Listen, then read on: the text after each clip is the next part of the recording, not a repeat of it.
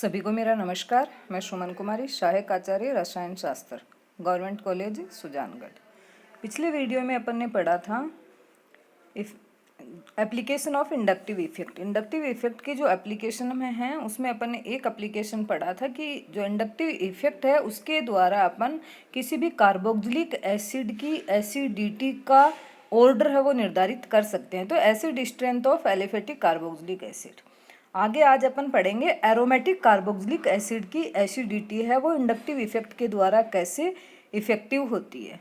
तो जो aromatic acid हैं उनमें एरोमेटिक बेंजीन वलय से कार्बोक्सिलिक ग्रुप जुड़ा हुआ रहता है। तो जो कार्बोक्सिलिक ग्रुप से जुड़ा हुआ कार्बन है वो sp2 हाइब्रिडाइज्ड कार्बन होता है, जिसके कारण उसकी इलेक्ट्रोनेगेटिविटी एलिफेटिक कार्बोक्सिलिक एसिड के sp3 हाइब्रिडाइज्ड कार्बन से क्या होती है, अधिक होती है। एस करेक्टर अधिक होते हैं, जिसके कारण इस पे इंडक्टिव इफेक्ट माइनस जो आई इफेक्ट है वो अधिक लगता है। और जो एरोमेटिक एसिड है वो एलिफेटिक एसिड से अधिक क्या होते हैं, स्ट्रोंगर होते हैं। तो इनका जो pKa वैल्यू है वो क्या होता है, कम होता है एलिफेटिक से। तो इनका pKa ज़्यादा है तो इनका कम है, तो Ka क्या है, अधिक है। और Ka अधिक है तो इनकी जो pH है वो क्या होगी, कम होगी, और एसिडिटी क्या होगी, अधिक होगी। अब है डाइओइक एसिड। डाइओइक एसिड ऐसे कार्बोक्सिलिक एसिड जिनमें दो कार्बोक्सिलिक समूह पाए जाते हैं, दोनों एक दूसरे से 1,1 पोजीशन पे, 1,3 पोजीशन पे, 1,2 पोजीशन पे हो सकते हैं। तो कार्बोक्सिलिक ग्रुप है वो एक कार्बोक्सिलिक डाइओइक एसिड में एक कार्बोक्सिलिक ग्रुप दूसरे कार्बोक्सिलिक ग्रुप के लिए इलेक्ट्रॉन विड्रॉविंग ग्रुप की भांति बिहेव करेगा। इलेक्ट्रॉन विड्रॉविंग होगा, जिसके कारण एक कार्बोक्सिलिक ग्रुप का दूसरे कार्बोक्सिलिक ग्रुप पे माइनस आई इफेक्ट काम करेगा। जैसे जैसे पोजीशन इनकी सेपरेशन यानी बढ़ता जाता, जब दो कार्बोक्सिलिक ग्रुप के बीच कोई भी कार्बन नहीं है, CH2 है, CH2 का ट्वाइस है, CH2 का थ्राइस है, जैसे जैसे इनमें दूरी बढ़ती जाती है, डिस्टेंस बढ़ती जाती है, इनकी एसिडिटी क्या हो जाती है, कम हो जाती है। क्योंकि जो इंडक्टिव इफेक्ट है वो डिस्टेंस के साथ, दूरी के साथ क्या हो जाता है, कम हो जाता है। Electron withdrawing effect of one carboxylic group over the other falls off sharply on separating the two carboxylic group by at least 2 saturated carbon। यानी दो कार्बन के बाद इनका जो ये इफेक्ट है वो क्या हो जाता है, कम हो जाता है। अब है एलिफेटिक बेस, यानी बेस की बेसिसिटी। एसिड की एसिडिटी और बेस की बेसिसिटी भी इंडक्टिव इफेक्ट के द्वारा प्रभावित होती है। तो इंडक्टिव जो इफेक्ट है वो बेस की बेसिसिटी को कैसे इफेक्टिव करता है। अगर किसी भी बेस पे, यहाँ पे बेस क्या है, Lewis base, electron pair donor जो है वो क्या होगा, लेविस बेस होगा। उस लेविस बेस के लिए माइनस आई इफेक्ट होगा तो बेस की बेसिसिटी क्या हो जाएगी, कम हो जाएगी। और plus I effect, electron releasing group जुड़ा हुआ होगा तो बेसिसिटी क्या हो जाएगी, बढ़ जाएगी। The strength of nitrogenous bases depends on the Eg of availability of the unshared electron pair on nitrogen atom to the proton. Due to the increasing plus I effect in amine, the order to base strength should भी increase होगा। जैसे जैसे इन पे electron releasing group जुड़े हुए रहेंगे तो इनकी जो बेसिसिटी है वो क्या होगी, इंक्रीज होगी। pKa वैल्यू है वो अमोनिया के लिए है 9.25, मैथिल एमीन के लिए है 10.64, डाईमेथिल एमीन के लिए 10.77, ट्राईमेथिल एमीन के लिए 9.80। तो इनकी जो pKa वैल्यू है बेस के लिए वो एसिड स्ट्रेंथ, जो कॉन्जुगेट एसिड बेस जो थ्योरी है उसके अकॉर्डिंग इनकी एसिडिटी बेसिसिटी है वो निर्धारित हो रही है कि जो बेस होगा उसका कॉन्जुगेट एसिड अगर स्ट्रोंग है तो बेस क्या होगा, वीक होगा। कॉन्जुगेट बेस अगर स्ट्रोंग है तो एसिड क्या होगा, वीक होगा। तो यहाँ पे एमीन में होता है क्या है कि ओनली इंडक्टिव इफेक्ट ही नहीं, इंडक्टिव इफेक्ट के अलावा भी कई फैक्टर है। किसी की भी एसिडिटी हो, बेसिसिटी हो, इंडक्टिव इफेक्ट के अलावा भी 2-3 फैक्टर और काम करते हैं। रेजोनेंस इफेक्ट भी होता है, हाइपर कॉन्जुगेशन भी होता है, सोल्यूबिलिटी है, उनके यानी स्टेरिक इफेक्ट भी वर्क करता है।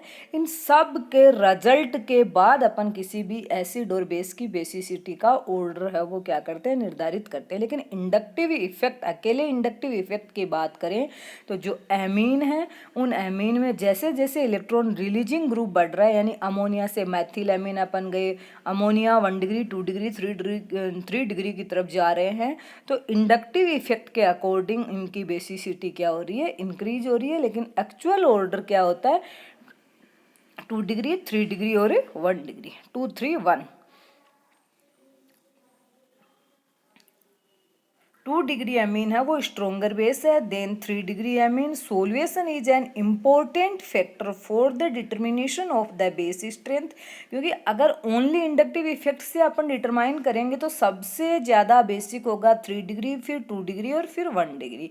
एरोमेटिक एमीन है वो एलिफेटिक से हमेशा क्या होगा, वीक बेस होगा, क्योंकि एरोमेटिक एमीन का जो नाइट्रोजन पे प्रेजेंट अनपेयर्ड जो इलेक्ट्रॉन अनसेयर्ड जो इलेक्ट्रॉन है, अनहाइब्रिड जो इलेक्ट्रॉन है, वो क्या होते हैं, बेंजीन वलय के अंदर रेजोनेंस के द्वारा वलय के अंदर चले जाते हैं, जिसके कारण ये नाइट्रोजन पे इनकी अवेलेबिलिटी क्या हो जाती है, कम हो जाती है।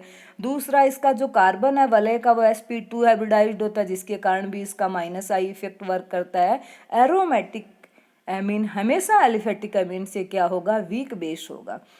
लेकिन जो एलिफेटिक एमीन है या एरोमेटिक है, उनमें डिग्री के अकॉर्डिंग इनका देखें 1 डिग्री 2 डिग्री 3 डिग्री, तो एलिफेटिक एमीन में सोल्वेशन इफेक्ट, इंडक्टिव इफेक्ट, इन सब का अपन रिजल्टेंट अध्ययन करते हैं, तो इनका ऑर्डर आता है 2 डिग्री 1 डिग्री 3 डिग्री।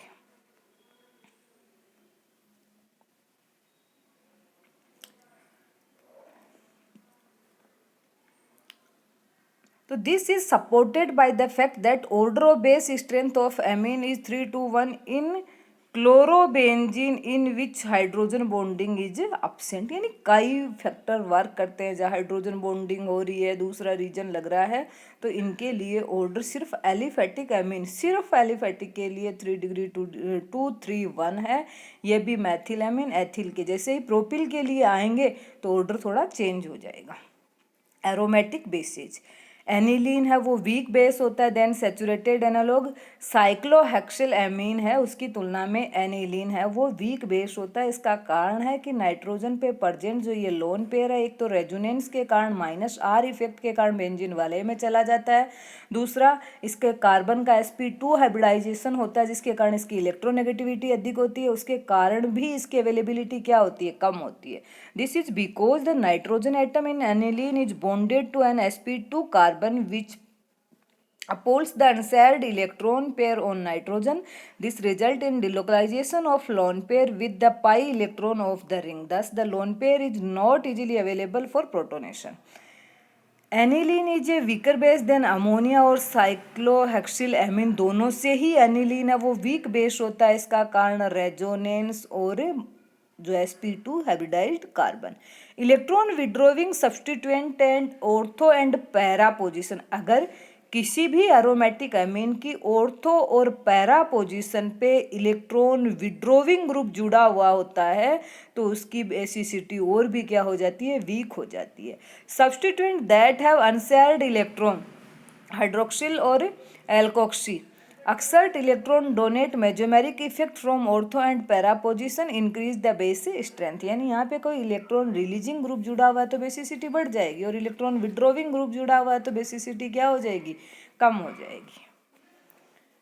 अगला है इलेक्ट्रोमेरिक इफेक्ट। जो इंडक्टिव इफेक्ट था वो सिग्मा फ्रेमवर्क के थ्रू वर्क कर रहा था, जबकि इलेक्ट्रोमेरिक इफेक्ट है वो पाई फ्रेमवर्क के थ्रू वर्क करता है। On the close approach of A reagent the electronic system of unsaturated molecule is deformed. जब भी कोई रिएजेंट आ रहा है किसी अनसैचुरेटेड जो पाई बॉन्ड है sp2 हाइब्रिडाइज्ड या sp3 हाइब्रिडाइज्ड जो sp हाइब्रिडाइज्ड कार्बन यानी अनसैचुरेटेड जहाँ पोजीशन है, डबल बॉन्ड है या ट्रिपल बॉन्ड है, वहाँ पे कोई रिएजेंट अगर अटैक करता है, अप्रोच करता है, तो वह इलेक्ट्रॉन जो सिस्टम है वो क्या हो जाता है, डिफॉर्म्ड हो जाता है, यानी चेंज हो जाता है। इलेक्ट्रॉन है वो रिएजेंट की तरफ या तो अट्रैक्ट होते हैं या क्या होते हैं, रिएजेंट जिधर अटैक कर रहा है उस कार्बन से दूर चले जाते हैं या उस कार्बन की तरफ गमन करने लग जाते हैं। When the reagent is removed without allowing the reaction to take place, the electronic system revert to the original group ground state of the molecule. जैसे ही उस रिएजेंट को अपन रिमूव कर लेंगे तो जो डिफॉर्म इलेक्ट्रॉन हुए थे वो वापस अपनी ग्राउंड स्टेट, नेचुरल स्टेट में आ जाएंगे। This kind of polarizability of multiple bond is known as electromeric effect. तो इलेक्ट्रोमैरिक इफेक्ट है वो पाई फ्रेमवर्क के द्वारा काम करता है। इसमें इलेक्ट्रॉन का जो डिस्प्लेसमेंट है वो क्या होता है, इंडक्टिव इफेक्ट में कंप्लीट डिस्प्लेसमेंट नहीं होता, लेकिन यहाँ पे कंप्लीट डिस्प्लेसमेंट होता है। लेकिन इंडक्टिव इफेक्ट है वो रिवर्टिबल नहीं है, रिवर्सिबल नहीं है, रिवर्ट नहीं होता है।